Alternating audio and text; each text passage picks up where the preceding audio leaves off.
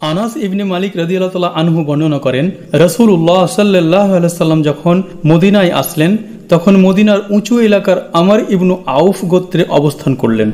আনাস রাদিয়াল্লাহু তাআলা আনহু বলেন, সেখানে তিনি 14 দিন থাকলেন। এরপর তিনি বনু নাজ্জারের নেতৃস্থানীয় লোকেদের কাছে খবর পাঠালেন। তারা সকলেই তরবারি ঝুলিয়ে হাজির হলেন।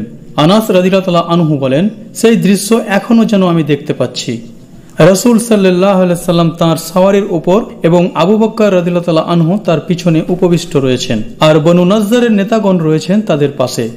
অবশেষে আবু আইয়ুব রাদিয়াল্লাহু তাআলা আনহু এর বাড়ির চত্বরে তিনি সাল্লাল্লাহু আলাইহি সাল্লাম তার মালপত্র নামালেন। রাবি বলেন, ওই সময় রাসূলুল্লাহ সাল্লাল্লাহু আলাইহি সাল্লাম যেখানেই সালাতের সময় হতো সেখানেই সালাত আদায় করে নিতেন এবং তিনি কোনো কোনো সময় ছাগল ভেড়ার খোয়াড়েও সালাত আদায় করতেন। রাবি বলেন, তারপর তিনি মসজিদ তৈরির নির্দেশ দিলেন। তিনি বনি নাজ্জারের নেতাদের ডাকলেন এবং তারা এলে তিনি বললেন, তোমাদের এ বাগানটি আমার নিকট বিক্রি করো। তারা বলল, আল্লাহর শপথ, আমরা বিক্রি করব না। আল্লাহর শপথ, এর বিনিময় আল্লাহর নিকটই চাই। রাবি বলেন, এখানে কি ছিল আমি তোমাদের বলছি। সেই স্থানে তখন ছিল মুশরিকদের পুরাতন কবর, বাড়ি ঘরের কিছু ভগ্নাবশেষ, কয়েকটি খেজুরের গাছ। রাসূলুল্লাহ সাল্লাল্লাহু আলাইহি সাল্লাম এর নির্দেশে মুশরিকদের কবরগুলি মিশিয়ে দেওয়া হলো, ভগ্নচিহ্ন সমতল করা হলো, খেজুর গাছগুলি কেটে ফেলা হলো।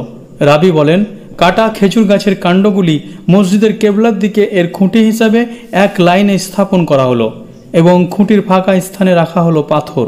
তখন সাহাবাগণ পাথর বয়ে আনছিলেন এবং ছন্দযুক্ত কবিতা আবৃত্তি করছিলেন, আর রাসূলুল্লাহ সাল্লাল্লাহু আলাইহি সাল্লাম তখন তাদের সঙ্গে ছিলেন এবং বলেছিলেন, হে আল্লাহ, আসল কল্যাণ কেবলমাত্র আখিরাতের কল্যাণ।